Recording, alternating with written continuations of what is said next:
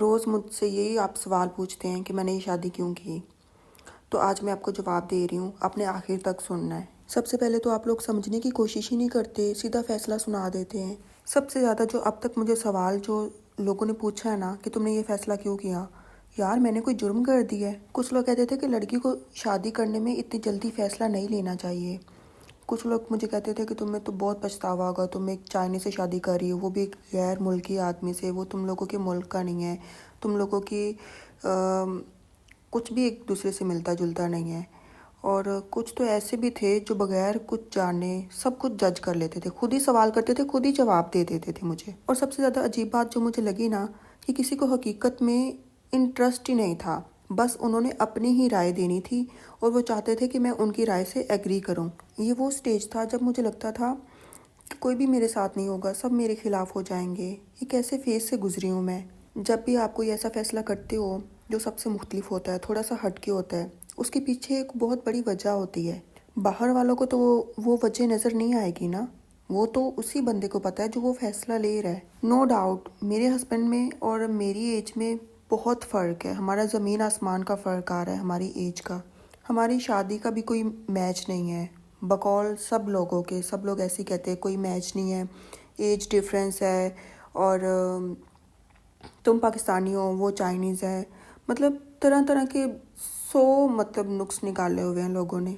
लेकिन मेरा मानना ये है कि अगर कोई इंसान अच्छा है ना, और आप में वो तमाम खूबियाँ उसमें आपको नज़र आ रही हैं, तो आप उसको एज आ लाइफ पार्टनर चूज़ कर सकते हो, इसमें कोई हर्ज नहीं है। बजाय ये देखें कि वो हमारे मुल्क का है या नहीं है, उसकी और मेरी ज़ुबान सेम है या नहीं है। तो अगर आपकी अंडरस्टैंडिंग हो रही है किसी बंदे के साथ, तो मुझे लगता है ये गलत फ़ैसला नहीं होता।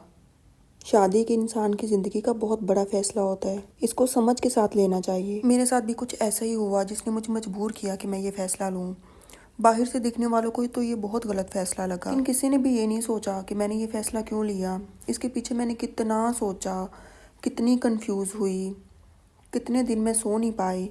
सच बताऊं तो फ़ैसला लेना मुझे इतना मुश्किल नहीं लगा जितना इसके बाद लोगों को एक्सप्लेन करना बहुत ज़्यादा मुश्किल था मेरे लिए। फ़ैसला तो मैंने ले लिया, लेकिन उसके बाद जो लोगों को एक्सप्लेन करना, वजाहतें देना एक एक बंदे को, वो मेरे लिए एक अच्छा खासा बहुत बड़ा इम्तिहान था। क्योंकि आपके पास अल्फाज होते हैं, मेरे पास अल्फाज थे, बहुत थे, समझाने की कोशिश भी की, लेकिन सामने वाले के पास समझ नहीं थी। वो कैसे समझता मेरी बात।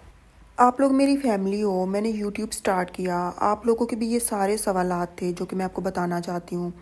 मैं एक ऐसे वक्त से भी गुजरी हूँ जहाँ मैं खुद भी 100% श्योर नहीं थी। सच में मुझे खुद भी नहीं पता था कि मैं क्या कर रही हूँ, मैंने ये फ़ैसला क्यों लिया है, मैं किधर जा रही हूँ, मैं अगला सफ़र कैसे तय करूँगी। लेकिन फिर भी मुझे यही फ़ैसला लेना पड़ा। और एक बात क्लियर कर दूँ मैं आप लोगों को, हर फैसले के पीछे मैंने पहले भी कहा है ना, एक रीज़न होता है जो हम हर किसी को नहीं बता सकते।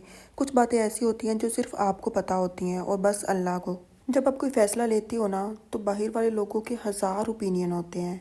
मेरे से किसी ने भी ये नहीं पूछा कि मैंने वो फ़ैसला लेते हुए क्या फ़ील किया। कितनी बार मैंने खुद से भी सवाल किया, और सच है ये कि अगर मैं वो फ़ैसला उस वक़्त उस टाइम ना करती तो शायद आज मैं जो हूँ वो ना होती। मैं डिटेल में नहीं जाऊँगी क्योंकि हर बात हर किसी को समझ नहीं आती।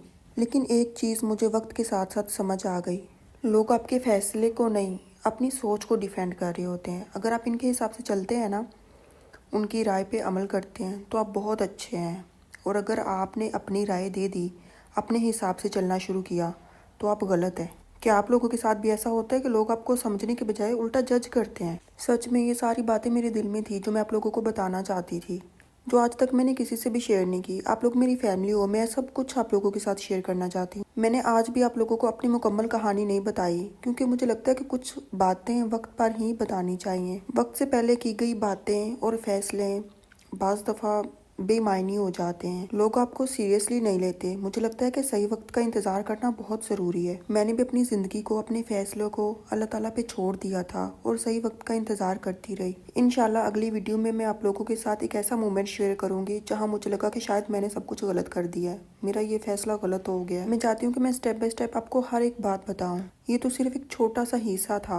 फीलिंग्स थी मेरी जो मैंने आप लोगों को बताई, लेकिन ये फैसला करने के बाद आगे जो हुआ वो मैंने एक्सपेक्ट भी नहीं किया था। बाकी सब अगली वीडियो में। अल्लाह हाफिज़।